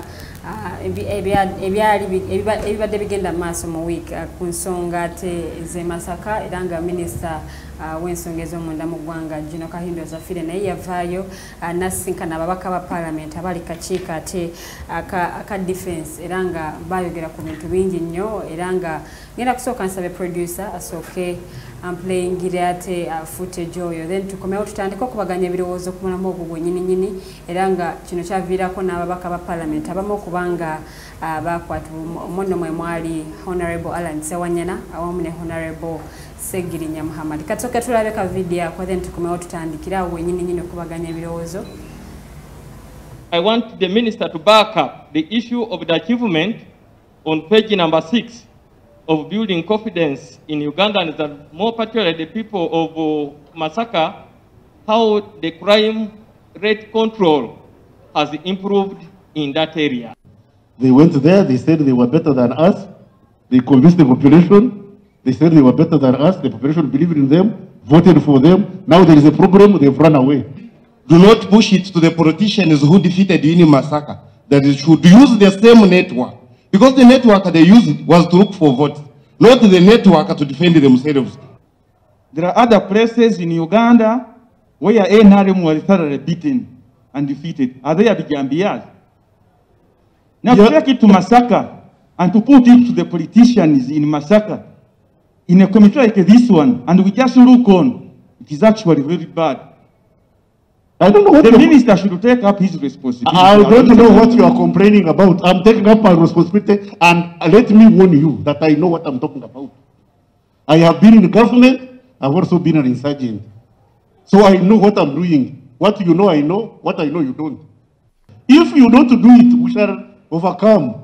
If you don't do it, we shall overcome. But then we are now telling the people that next time, don't make this mistake. It's their mandate. If the government has failed, it should come out and admit that we have failed to do our mandate, we the leaders from the Greater Masaka, we shall mobilize our people to protect themselves. Okay, ndoza ate akavidia kwa mukalabi kano nno kalimu ate okuyise okuwanyisiganya ebigambo wakati wa minister General Kahindo Tafire awamu ate n'ababaka aba parliament omuno mwalimu MP Mubende municipality omwami Bashir Lubega n'abalala bangi nnyo abalimu era nga still bali boogera ku nsonga ate ezali Masaka omwafiira abantu abasoba mwabiri munange nno awo wenyini nyini we tuli gwe mulama gwe tulikate gwe tukubaganyako ebirowoozo saawa eno era nga ngenda kutandika n'omwami Otebe. Mwami Otebe. Yes. Ensonga eno bw'ogiraba otya? Ekisookera ddala njagala kwebaza gavumenti yange ya NRM okuba nti olwaleero ekiri e Masaka abantu batandise kuddamu okwebaka ku kutulo nti ab'ebijambiya baali batabuse ne kireetawo bannaffe opposition okugamba nti ne kapiira kaabwe akamu ke baali beesibyeko nti security nakakoze eki kabalemye naye baali bakyogeza mu musanyu nti nako kagende bakole ki batukubemu ebituli naye ati kati Masaka ne mukafya otambula n'otukawoolaga so nebaza gavumenti ku lwekyo naye ebigambo bya Jeno buli omu asobola okubitaputa ku lulwe okusinziira bw'aba bifunyeemu okitegeera naye ntusanze Jeno yabadde agezaho okutegeeza agundi abakulembeze byasinkana nti it is a collective responsibility fena okukola ki okulaba nga tukuuma ekyalo kyaffe basa kiwute tebeera yagundi oba yafanda okyola okiwulira oba ya CDF wabula naawe luwedde awo woobeera osobola okukolayo akantu kagundi osobola okutegeezako omuntu yenna nti bannaye wano waliyo security ndowooza Tafire kyalategeeza abano abantu naye bataddemu politics mungi buli omu ayogera kikye tekiri nnyo political nze mukulaba okwange tekiri political kubanga wotunuulira 2017 waliyo ebijambiya e Masaka naye ndowooza tebatuwangula nnyo mu kisanja ekyo kitwakola ki NRM teyaluzinga nnyo nga weeruzize kino kati kyova wanzijjawo nti tekiri political ntolwokuba nti NRM bagiwangula mu bitundu by'e Masaka kyova olaba waliwo insecurity nedda NRM yawangula mu Uganda yonna teyesimbawo Masaka wokka therefore ebigambo bya Jeno buli omu asobola okubitaputa ku lulwe neeze ku lwange nga nze era ategeeza abakulembeze b'e Masaka tulikuba nti bali ku opposition bebiseera ebisinga okimba kola ki they oppose n'abategeeza nti era tukulaganire wamu yes era wotunula yali amaliriza statement ye yagamba nti it is the duty of the government okukuuma abantu bannayuganda n'ebintu byabwe naye nga tukola ki nga tukolagana so obutabaawo obutakwatagana mu Masaka olwokuba opposition weeri bano bannaffe bamayanja bo ekintu kasa kibeerawo balina okikuba okiwulira bakikuba nzukirako emabega kaawo ndowooza deputy RCC w'e Masaka mwami ani ono mupya gwe bakateekawo yali genze Ahmed Katerega ndowooza yagamba nti tagala kulaba Bobi Wine ng'akola ki nga tisala okudda e Masaka kuba si mukulembeze w'e Masaka agaliyo bannamasaka bokka n'olaba ebyavaayo ku bakulembeze abalala abawangula e Masaka bagana bata principal waffe okujja eno principal watabawo temusobola kwekola ebizibu byabwe nga Masaka oba kitegeera bwe bali basaba site nga tebayita principal okubayamba kate nga yaliwo so be bateekamu ebyobufuzi si ya byabufuzi Zagambe 2017 olw'omubaka omwe yagambye nti gavumenti bwebanga eremereddwa eve ekyogereka ati nti tulemereddwa gavumenti eremererwanga kukumba abantu tuwangudde entalo nyingi tuwangudde ADF tuwangudde konyi lakwena yajja katuleeta ebijambiya gavumenti naba kulemererwa era kyova olaba kugambye tekati e Masaka tugwedde ne wotuukayo kati ekiro sawa 2 bakukwata lwa kafyu so si tebakutema kijambiya gavumenti naba kulemererwa olowooza lwaki ebintu nga bino because ogambye mu 2017 byaliwo yes byaliwo mu 2021 bizzeemu no mulimu abantu abageza okukola ki okutataaganya bannayuganda n'okubatiisatiisa balabise gavumenti nti oba oli awo eremereddwa okukumba abantu neki n'ebintu byayo so mubeeramu obugundi obuyeekeraayekera obutonotono obwo obumu nga buli oba oli awo bannayafuzi nga bateekamu ssente okiwulira kulaba nga bakola ki bavugirira okiwulira bannabyabufuzi nga bebavugirira definitely kati tulina opposition mu Uganda buli weyebaka bwetega Museveni avaako ddi mu kalulu tubawangudde kati banoonya alternative endala tumukoze tutya naye kati kwatajambya nti ojjako gavumenti ya NRM oba olimba ababaka abakwatibwa mu nsonga eno baali ba opposition Honorable Alan Sewanya na Honorable Muhammad Segirinyira aba NUP nabo ne bavaayo ne bavumirira ekyokukwatibwa kw'ababaka bano baga nti baagala kutattana linnya lyabwe wali oyagala boogere ki basigaye NRM akazigo nti mukozi mingi okubakwata sijja kubigendamu nnyo wala kuba bikyali mu kooti naye ate oba oli awo tulinde okunoonyereza kugende mu maaso era bwe banaaba nga bamaze okunoonyereza ng'omusango gukola ki gubakwata teri muntu ali waggulu w'amateeka era oba nga tebalina musango bajja kukola ki bajja kubata bagende bali babawadde bail ku ntandikwa ya weekend naye ate ne batavaayo olunaku olwokubiri era ne balindirira okuvaayo kwabwe era ne batasobola kubanga bavaayo nalaba Lord Mayor Elias Lukwago nga naye agamba tannamanya nsonga ntuufu lwaki abakulu bano baali ye nga Lukwago gundi senior kansa akimanyi akati goneeyimirira ate n'odduka n'ogenda mu America okucakala oneeyimiridde ate n'odduka n'ogenda mu America okucakala ono zaake yayimirira munne abantu bali anti Honorable Segirinya yakyali ate oyogedde ku babiri omanyi obuvunaanyizibwa bw'omuntu eyayimirira munne oyogedde ku babiri eyeeyimirira si yabaziza omusango tewaliwo kigaa nakweyimiridde genda going about his normal business as long as you are available bade sinaba kumalayo no information gitwale it's good for the show yes nenjagala kutegeeza nti bw'obanga weyimiridde omuntu olina okusayininga empapula nti kituufu ono omweyimiridde era aveeyo naye mukulu zaake yagenda mu America wakiwulira kuliko ebyali bubulako jjukira nti bwe babawo bail bali tebasasula kusa sente mu bank kibola tebakola ki ne basasula omulamuzi aba amaze okukola order nga bamaze kakati mwami mayanja nkiwa gundi Lukwago nga senior counsel kyavudde mu kamwake nagamba ekituufu kiri nti mwami zaake yagenda takoze eki tasayinize beerugundi ye era kitugenda okuteekayo application tuddemu tuleete omuntu omulala Sewanya naye bamuta bamutadde naddamu nakwatibwa yabadde akyalina ku mulyango gwa ekyo kirala era ne Segirinya alina emisango egimwetaaza wadde okimanyi ekyokukuma abantu omuliro nti bakole ki bate principal waabwe era naye wanaaba avuddeyo nga kooti emwetaaza oba poliisi bajja mukwata tojja kulowooza nti ojja kuza emisango olwokuba badde bakutadde mukomera oveeyo tukwasa ekisa musobola ogenda omuleme waka wasobola oba waguzisa mu Uganda balina okukwatira awo ennyini ekirungi nti n'amagye gavudde nti bakola ki nti bye bamulina naye enkwatibwa gye yakwatiddwamu ate yakwatiddwamu atya w'eggwanga yayogera ku bintu bino bamukubyeko tebamukubye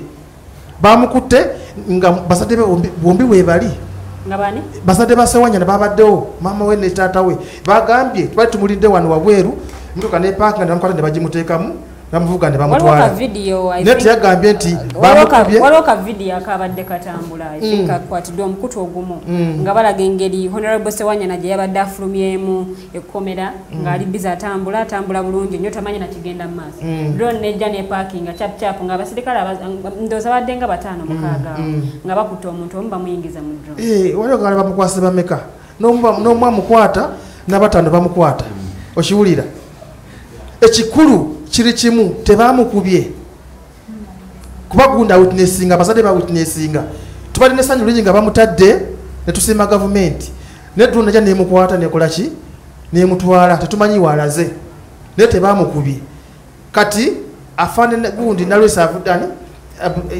brigadier yenalwesa byekwaso avuddeyo n'ayogera nti fe abakola ki fe abamuyina okiwulira ali mikono gyaffe mulindirire bajja mutwala mu kooti omwami Lukwago gye yatadde olunaku lw'eggulu busaawa zabadde ng'emu yakawungeezaawo ng'akagaa nti Honorable Alan Sewanya awambiddwa Brigadier Flavia Byekwaso naga atawambiddwa ng'abalala bwe badde bagamba omanyi omwami Lukwago bw'aba ng'ayogera mu kooti musajja mulungi nnyo era awa nnyo abalamuzi ebitiibwa okiwulira naye wavaayo nadda ku kamera ayogera politics. Abasirikale si balamuzi. Okiwulira ate mulamuzi agenda okukwata ikola mujowa abalamuzi sijo bano ba kifeesi ababeera mu ddulu. Ate ba kifeesi be baliwa singa ba kifeesi be bamuwambye singa ba kifeesi be bamukutte gavumenti yandivudde negamba nti bakola kye bamuyina.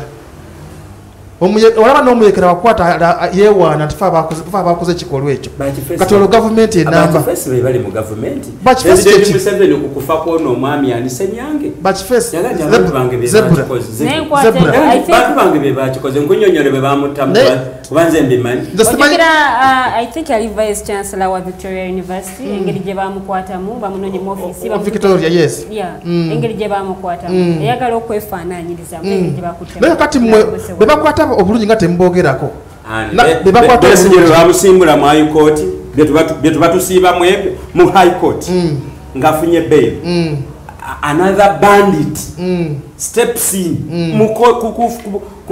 bagita sanctity of court ne bamuwamba ne bamutwala si kumuwamba kigambo mukosa kikyamu gavumenti tewamba olulimi Luganda singa otegeera intrinsic interpretation yakyo mu Luganda ne mu Luganda kigambo kitufu because singa sikuwamba Sewanyana aina address no address is a member of parliament baba mwetaaga you don't need to cause fracas at court ne luli mamukwata obulungi nga temwasema security Sewanyana baba singa officer yazze namuganti we want you for another matter you want arrest ulukwago make that comment you get a political statement wabweru you get a political statement you get the okiwulira era neshabi malendo abayogera mu kooti mukyala mulungi nnyo ne Kasafa nga bakwata kazinalo k'ebyobufuzi bavumirira nupu bavumirira nupu so mwami mayanja njagala mwami mayanja sibasiga government ekifaananyi ekikyamu ekifaananyi kya government kyo kituufu okwata member of parliament kakati member of parliament n'omukwata bwotyo nedda vice chancellor of a university now if that can happen to such people what about a common man nedda tomato seller like me nedda kiriwo kiti nze kugambye ala Sewanyana teri yamukute brutalire mama we yabaddewo ne tato nagamba bapakize drone yawo ne bamuteekamu ne bamufuka ne bagenda kakati gwe mwami mayanja kiki olumwa nga mama woli agamba bamukuta nabateeka mutuka ne bamufuka ne bagenda government yobote waliwo mwami yaleeta ekiteeso tubane tukola amakomera amalungi tugateekemu ebitanda n'emifaliso olina mbuuzi oli musiru tubatwala mu hoteli tubatwala mu komera amakomera omuntu alina kubeera ng'akomezeddwa 3 months later eyagaana okuzimba amakomera amalungi yaliruzira now for you are dilly darling bamukute bulungi bamukute simply because you're still in that comfort ndedda si bwe kiri but tomorrow you'll be in those shoes manja kugambye nti mulimu obumulumulu obeeramu naye nga sitongole kyonna kati bano abasirikale bawulira ebigambo omukulembeze w'eggwanga byayogera ku ngeri abantu gye balina okukwatibwamu abantu tekinaba nakuyitako Sewanyana bamukubye bamutokyalize what do you mean by torture ate mwogerako if you manhand a member of parliament there is no torture beyond that the man is honorable omuntu yenna you look for the grammatical interpretation of the word honorable my mayanja naye bakute bulungi nabakute bubi kasaba kuyingiza wali mu kadukulu already oba psychological eki torture tulina problem emu nti ewaffe mu eteeka lyaffe basooka ne bakukwata nga tunakubeera proved okiwulira nosooka nowooza nolikokola ki okiwulira kose ebansobi nenga yeteeka lyaffe okiwulira okujjako no nze njagala ongambe omulundi ogwasooka okubakwata nga temukupraisinga nga temuwawo credit nakino kumukwata mama nje tewabaddeyo ogenda ku lugambo ku ŋŋambo nese nkugambye tawe mama we ate tukimanyi nga bakuvuga I know I have tested echupa nga zikubwa ku vivirino ne ku mwami mayanja sigenda kukanya nawe lwansonga tuwuliziganye waliwo mwami mukwano gwange ku biseera bya bakasepiki nupu yatakawo kasepiki bikole kuba busepiki bikoze bitya ne bamukwata ne batwala ekiggo bwe baba wa beeri bakomawo mwami n'agula engato nga mpanvu kiwavu nateekamu n'ebyuma nasigala ng'awonyera anoonya akalulu sobola kumugera bamwita Malekens Esalama ati Lord Council ndoza gwomumanyi muka ali awo mweru nnyo n'agula ekigato nga kiwanvu nateekamu egunde ebyuma n'atambula ng'awonyera ng'awasaba akalulu bamala okumulonda yawonerawo ku olwo okiwulira kitegeeza mulekerawo okusiriwaza bannayuganda nti gavumenti ebatokyalinga no tubirabyeko tekisoboka tudde wa mwami Mayanja. The definition of torture by you is what I want us to devolve into next time we meet. Nenze kyebadde njagala okwogera okuvira ddala ku bigambo bya minisita ekisooka ku byonna emboozi eneewooma erimu facts ssatu eziri tested by time. One, NRA is the master of violence in Uganda. Our story of 50 many years, the violence in it tosobola kujamu NRA or elements that were associated with the NRA right from the Amini's regime, the Obote's regime, and all those political quagmire that transpired. It therefore means that whenever there is violence, mu intelligence, the first suspect, yoyo gutwali tukuteko waberayo obubbi ku kyalo obubbi we bumeruka police kyesooka okukola buli gwe baali bakutteko obubbi basooka ne bamuteeka munda. Therefore if there is violence tetusobola kutunula ku mizikiti, tulina kusooka kunoonya those who have confessed violence. The chairman of NRM is on record both in writing is the master of violence. Two, NRA has been politically handicapped. NRA emizannyo gy'ebyobufuzi tegitegeera. Kinsonga lwaki bwe bawamba gavumenti bajja ne bakwata abadipya abategeera ebyobufuzi babayambeko. For them kye basinga otegeera is crime and violence. They needed basemwogerere ba John Sebana Kizito to give them a political face. Era nono muwulidde bw'abadde ayogera, he fails to distinguish an insecurity yaji ajifude agambye mbu fabo as if mu opposition we strive under insecurity. Ono kye yeerabidde nti when the political parties registered NUP, DP, FDC, SDP, name it, registeringibwa on a basis that state enabling to be again of galvanizing in order for these political parties to play. Ate political party tezitunda lumonde, indeed they play political games. Therefore it is blasphemy kyabuwemu muganda wange okugamba nti waliyo any opposition leader especially ali mu political party mawaso eri mu government because NUP is in government, FDC is in government, NRM is in government. Okugamba nti tukwata sente ne tuziwayo bateme emitwe tunafuga mirambo. Nange kamukopo yo musajja. So no. Put yourself in my shoes. Kale katugambe yegwe Kyagulanyi. Oba yegwe Besigye oba Mugisha Muntu oba Nobert Mao. Ofuniramu wanga batemya abantu ate boyagala okulembera. Eyo ye narrative mwe gye babagamba abenare simply because you are political drafts. Ebyobufuzi temubitegera musinga narrative yabwe ezimbibwa ku insecurity and violence. Batubanga ffe tuteeka sente mu bino ebintu, why do we cry to state? Ng'omubaka bwe yagamba nti bwemba mulemeddwa mutubulire twerabirire eddoboozi eryo bw'oliwulira kitegeeza omuntu alowooza there is still some room for doing better. Naye maybe there is no will. Kati ntuuse ku bigambo by'otafire bikkatira kiki kyenzimba. Otafire yayogedde mu Luganda, yayogedde nga ow'Ekyaggwe. Manyi ow'Ekyaggwe aga ngenda kugula sowaani zakuliirako bantu banga batakulimba ffe tuli abantu. Yagambye mwalonda bubi ensonga lwaki babatta. Bani ababatta? Be mwawangula be babatta. Kino tewetaaga kubeera na PhD. Tewetaaga kubeera na PhD. Tewetaaga kubeera na astronomic science to interpret. Otafire agambye ffe bwe twali wano nga tusobola obbakuuma. And let me also teach you. Eno theory yali ekozeseddwako awalala.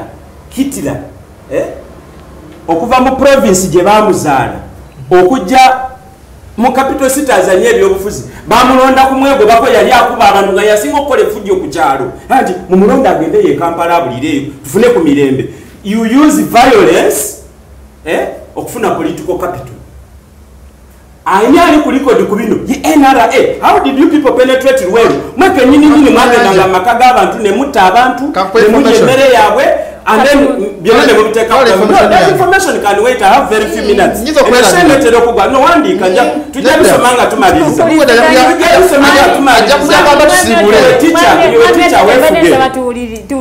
ngenze ku kintu ekirala nti singa opposition yali eyagala nnyo insecurity, the FDC wouldn't comply in the government measures mu COVID.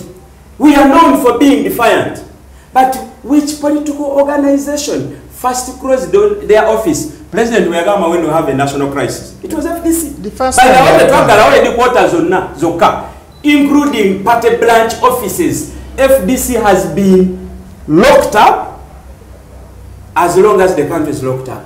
Abogama nti tushiraivingira mu violence. Kandi biwakaniza. No kandi biwakaniza. Most especially tulina omusawa ministers. Twandikambya ebyo byabufuzi byamwe mulemeddwa fe tugenda maso ne program ya. Let me tell you, we have missed a national delegates conference because of COVID. Okay? We have now a leadership crisis because National Executive Committee now and again has found itself to extending their term contrary to our constitution because of this pandemic, because of the guidelines of government and World Health Organization. No, write your information. I'll take it at the end. I'll take it at the end. I want you to tell me. No.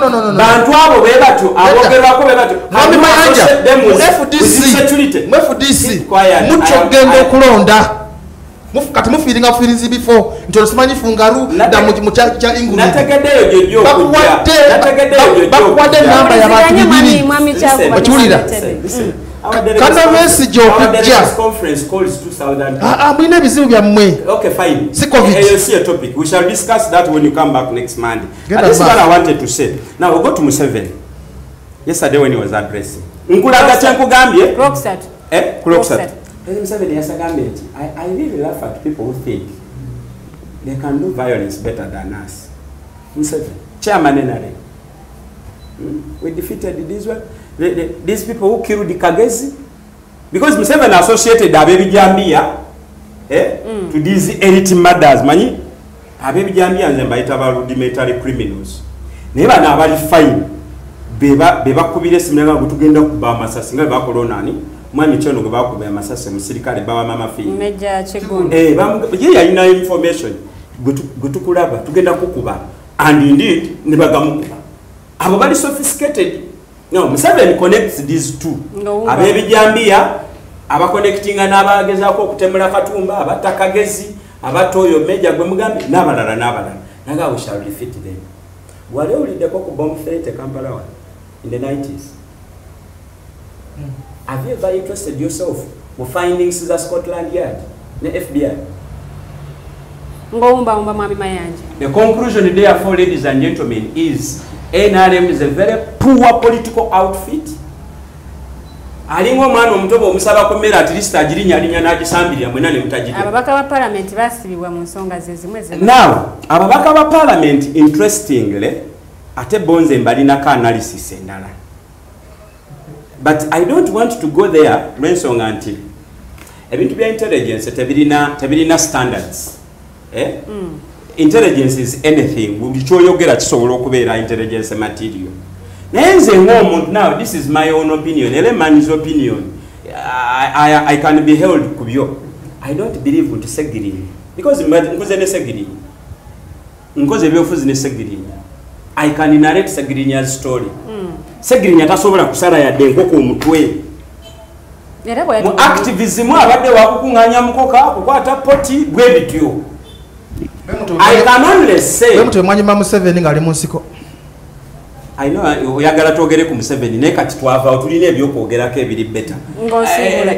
Nze ndowooza nti Segirinya mu politics waliyo creating an incident, a smaller incident to cover a bigger complex incident. Segirinya abadde alina omusango gwe exposing the incompetence of state through the electoral commission. Nti Segirinya agenda okujja ku MP ng'empapula z'alina za Silivia. It is blasphemy. Mawanga amalala, the chairman electoral commission and the entire committee would be disbanded. Do you know what it means? Now that's a bigger, complex problem. How do you cover it? You create a smaller, manageable one. Segirinya tumutwala kugwabijambiya gunonga gufa. Because state jebabadde bataddemu omuguwa judiciary and electoral commission chichi mwatu wa MP ataqualifying a bylaw. Ezo answers are state through the electoral commission and the judiciary. How do you overcome? Segirinya omwambaza okukutiya obunene and public gets diverted. Ananise wanyana ne mu constituency bano babera no bulijjo nga bajeregerera nti ne babaze mu politics mu Makindye West ayogera ku bya Luddo bya Bulu Table. Now these two elements cannot be candidates for such kind of organized crime. I want to conclude no kusibula abatulaba. Government here NRM egweseza idea. It is now recycling. We are going to 60s, 70s, 80s. I'm talking about the national resistance movement, the FRONASA, the UPM fraternity. Bino bibaze bakola since independence. Biba weddeko. Museveni bwe yali asaba akalulu etteeso mu kinaana yabagamba ke munyimya akalulu nja kudda teyadda. Mukula mothers and what have you. Abe Masaka wagambye no maliza nakano. Wagambye mwe Masaka waliyo temporary relief. Eno pattern fe tubadde tujigoberera. Bakuba ne bawummulamu ne bagenda awalala. Bayinza okukozesa ebijambiya ne bibula ne badda n'obutayimbwa bwe bibadde since the 60s. Sibula abatule mwami Otebe. Nze sibule busibuzi. Bandaye. Mwami Mayanja kale nno abadde batulaba ebintu bya Mwami Mayanja ebintu bya Mwami Mayanja byayogedde byonna kirungi aze n'omutwe gwe naye sinti byonna nti bituufu musajja munabyabufuzi nnyo awali kuli takola kitagiteekawo gavumenti ya NRM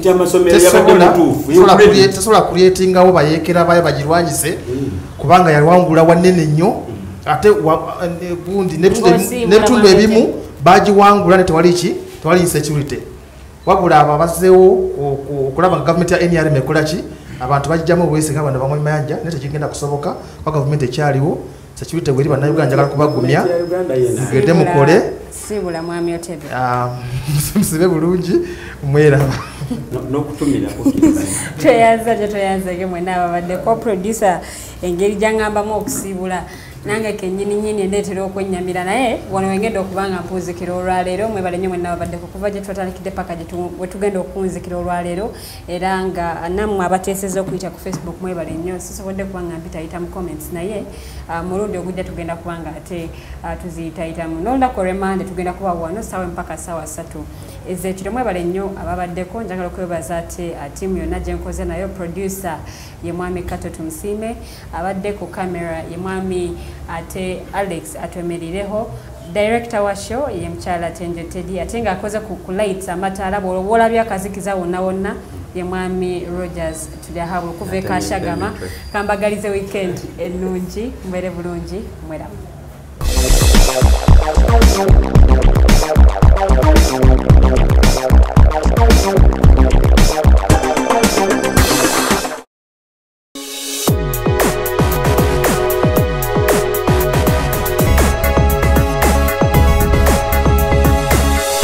Alternative Dig Talk. Real issues, real talk.